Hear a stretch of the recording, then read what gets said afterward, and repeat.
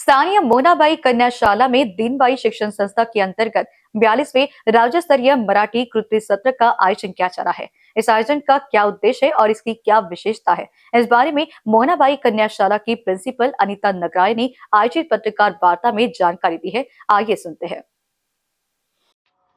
आगामी 18 और 19 जनवरी 2025 को दीनबाई शिक्षण संस्था के अंतर्गत मोनाबाई कन्याशाला की ओर से 42वीं राज्य स्तरीय मराठी माध्यमिक शिक्षकों के कृति सत्र का आयोजन किया जा रहा है। इस आयोजन के संदर्भ में हाल ही में मोनाबाई कन्याशाला के मुख्याध्यापिका कार्यालय में पत्रकार वार्ता का आयोजन किया गया। दीनबाई शिक्षण संस्था के अध्यक्ष विजय कुमार बंग, डीवीएसपी मंडल के उपाध्यक्ष डॉक्टर प्रदीप मेहता और दीनबाई शिक्षण संस्था के कोषाध्यक्ष रघुराज सिंह चौहान सहित मोनाबाई कन्याशाला की मुख्याध्यापिका अनीता नगराले की प्रमुख उपस्थिति में स्थानीय पत्रकारों को इस आयोजन के बारे में जानकारी दी गई। इस कृति सत्र के आयोजन का उद्देश्य और इसकी विशेषता पर मुख्याध्यापिका अनीता नगराले ने प्रकाश डाला।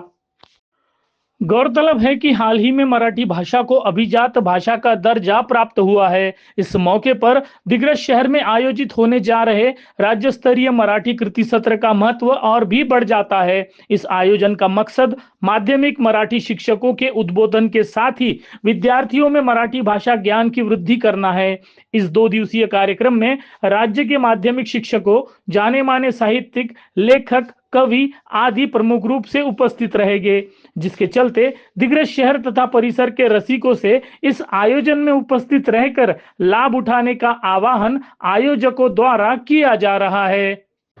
यावर्षी 42वे राज्यस्तरीय मराठी माध्यमिक शिक्षकांचे कृती सत्र आपल्या दिग्रसला मिळाले आहे। हा आपल्यासाठी फार मोठा सन्मान आहे।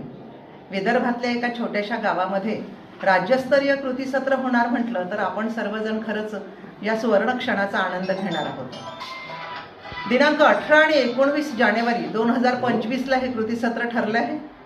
18 तारखेला सकाळी 9 वाजता ग्रंथदिंडीने सुरुवात होईल। ग्रंथदिंडीसाठी आपण दिग्रस मधल्या सर्व शाळांचा सहभाग करून घेणार आहोत। त्याच्यामध्ये वेगवेगळ्या सोशल इश्यूजवर ग्रंथदिंडी सादर होईल। त्यानंतर दुपारी 2 ला उद्घाटन असेल। पुढे कृती सत्राच्या अध्यक्षांचं भाषण, शोध निबंध आणि वऱ्हाडातल्या कवींचं कवी संमेलन असेल। इथे पहिला दिवस संपतोय। दुसऱ्या दिवशी सकाळी 8 वाजतापासून दिग्रस मधल्या सर्व शाळेतील 10 विद्यार्थ्यांचा प्रत्येकी 10 विद्यार्थ्यांचा सहभाग घेऊन आपण गटचर्चा करतो आहे। 10वीची कृतीपत्रिका सोडवताना येणाऱ्या अडचणी, त्या अडचणी सोडवण्यासाठी, त्या प्रश्नांची उत्तरं देण्यासाठी राज्यभरातले शिक्षक असतील आणि ते या कृती सत्रामध्ये विद्यार्थ्यांच्या अडचणी समजून घेतील। त्यानंतर शोध निबंध आहे आणि पाठ्यपुस्तकातले लेखक असतात कसे हा प्रश्न नेहमी मुलांना पडतो आणि म्हणून लेखक आपल्या भेटीला असे एक सेगमेंट याच्यामध्ये असणार आहे। त्यानंतर यावर्षी मराठी भाषेला अभिजात भाषेचा दर्जा मिळाला आहे। त्यानिमित्ताने एक परिसंवाद आहे, पुन्हा एक शोध निबंध आहे। व्याकरण हा विषय तसा कंटाळवाणा वाटतो मुलांना, पण याला मनोरंजनात्मक पद्धतीने कसं शिकवायचं यासाठी शिक्षकांचं उद्बोधन करणारा एक शोध निबंध गोंदिया जिल्हा सादर करणार आहे। त्यानंतर वर्षभरामध्ये शिक्षकांच्या काही स्पर्धा घेण्यात आल्या होत्या। निबंध स्पर्धा, लेखक आणि कवी म्हणून त्यांनी लिहिलेली पुस्तकं यांना मिळालेल्या बक्षिसांचं वितरण असेल आणि इथेच कार्यक्रमाची सांगता होईल।